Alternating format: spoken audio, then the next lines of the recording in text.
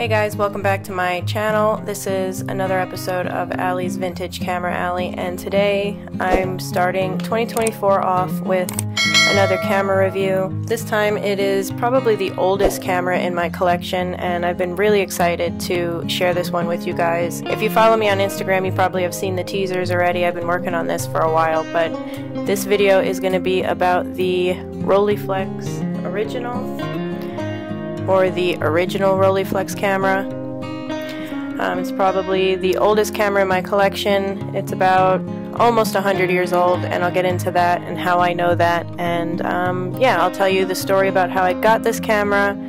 I'll tell you a little bit of history about it, like I always do with my reviews. And if you stick around till the end, you'll see some photos that I got with this camera, and I'll tell you my experience shooting with a almost 100-year-old film TLR. So stick around. So first up, let me talk about how I came to have this old camera in my collection. So back in, I think, 2013, my wife Kelsey got me this camera for a Christmas present. I can't remember if it was birthday or Christmas present, but she got it for me as a gift because she knew how much I loved Rolleiflex cameras. And at the time, she didn't know exactly what she had here. She just knew that it was an older camera and that it was a Rolleiflex, and she figured that I would love it, which she was right. I did. I loved it. But when I got it, when she gave it to me, I 100% assumed that it was just going to be a decorative item in my collection, that it wasn't going to work, and that it takes 620 film and there's no way I'm going to be able to use it. So it sat on the shelf from 2013 probably up until 2020. Maybe I might have shot a roll through it before that, but I know that when I first got it, I took the 4 screws off of the waist level finder and I removed it and was able to get to the mirrors and clean them. And what I saw was not great. You know, it's old. These original Rolleiflexes were not made with the best materials. It was probably a bit of an experiment at first. But the mirrors were desilvering, and the waist level, the ground glass, I don't even know if it's ground glass, but the glass in the waist level viewfinder is dim. The slow speeds were sticking, so I just cleaned it up and sat it on my shelf. And it also actually came with the original case, which is really nice, the leather case, and it's in pretty good shape. It's still got the strap, which is rare, and I didn't actually know until I started doing research for this video that these right here are actually to hold filters, close-up filters, and I didn't even know that there were filters on here. Because they're kind of rusted, they were blending in. Let me put it.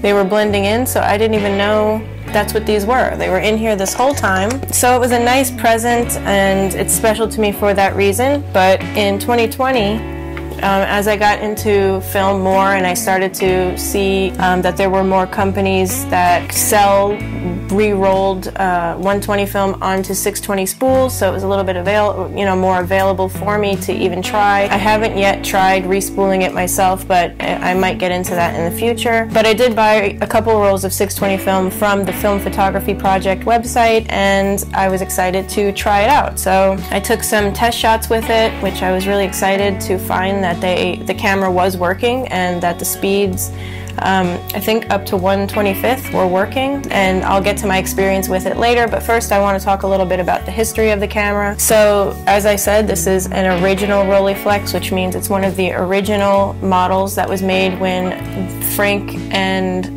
Heidecke first made their company. These two guys came together at first to create a company that sold stereo cameras, and they were pretty high-end and made them pretty expensive, so they couldn't create many of them and sell many of them, so it wasn't a profitable business. So in 1929, and you can picture this is the era of post-World War I, and we're right about to hit the stock market crash here in America, and the world economy is about to tank. So for these two guys to get together and decide, let's take a chance and let's start mass producing a reflex camera, because reflex cameras were starting to become popular at this point, and roll film cameras were starting to become popular. So At this point, you've got the regular box cameras that shoot roll film. You've got 35mm cameras. So they really needed to step up their game if they were going to stay in business. So they took a really big chance and created the Rolleiflex. So Rollie comes from their first camera, which was the Rolleidoscope camera, and Flex, obviously, because it's a reflex camera. So that's what became Rolleiflex.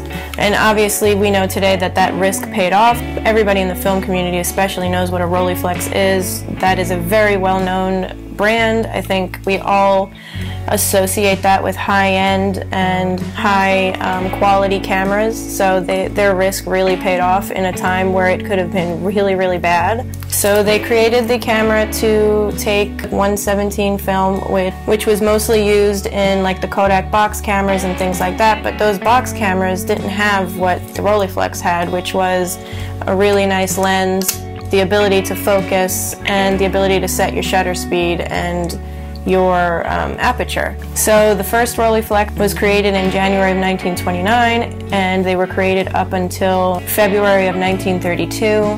At that point, 620 film was introduced, and 620 film allowed the camera to, instead of taking only 6 shots on a roll of 117 film, it now was able to double that and create 12 frames on a roll of 620. So that leads me to the specs of the camera, or at least the specs of my version.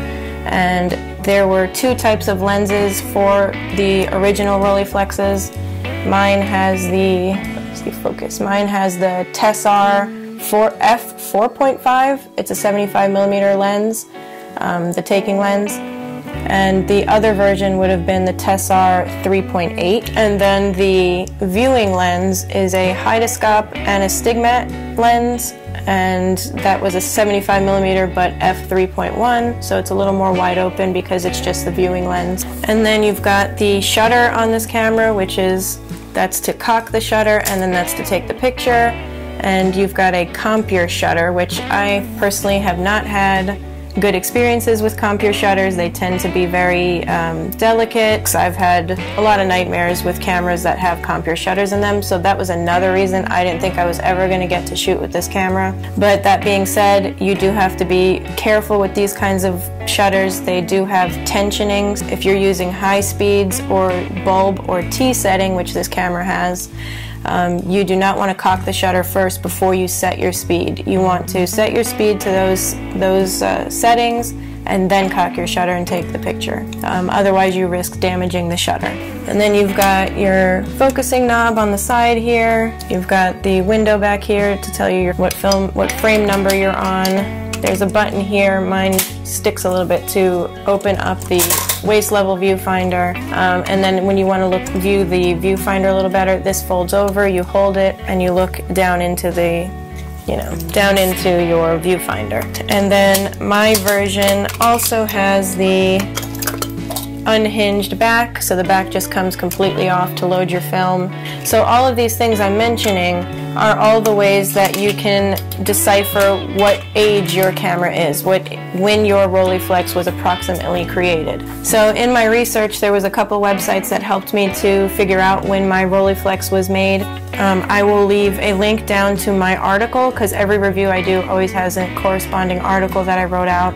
And the article will have links to these websites and more details about the camera and about how to figure out the age of your camera. If you're interested in that, the link will be down in the description. But those 2 websites together helped me to decipher that my camera, my specific version, based on the lens, based on everything, little variations existed throughout that span of 1929 to 1932. And for me, my model is the later of the 611 variant, and that would make it between April 1929 and June of 1930. So somewhere in that time frame, I was able to narrow it down to that time frame, which is really cool to be able to do that. And then I took it a step further using the serial number, and was able to decipher that it was the 11,790th camera made out of the somewhat 35,000 that were made in the entire span of the original Rolleiflex. So that's pretty cool to be able to do that. And there are other things you can do as well, like if you take it apart and remove the mirror in there. I think there's numbers written on the back, dates written on the back of the mirror. I didn't want to go that far, so I'm happy knowing that mine was made somewhere in 1929, 1930. So all that being said, my camera is almost 100 years old, which is really, really cool, and especially considering that it can still take pictures. So that brings me to my favorite part of these videos, and that is sharing my experience with shooting with this camera and sharing my photos with you guys. I hope you've made it to this part. So we took it to Tradition, where I tend to go to take pictures, and it was a really nice cool day. You could see here Lainey was a really little baby at this point, and so I took some pictures of her and Kelsey. But you can see that the lens is really sharp. There's no vignetting, there's no anything deformities or anything in the image from the lens, and the colors are still really nice even though it's an uncoated lens. I was really, really happy with these photos and really, really surprised that I got such good photos with such an old camera.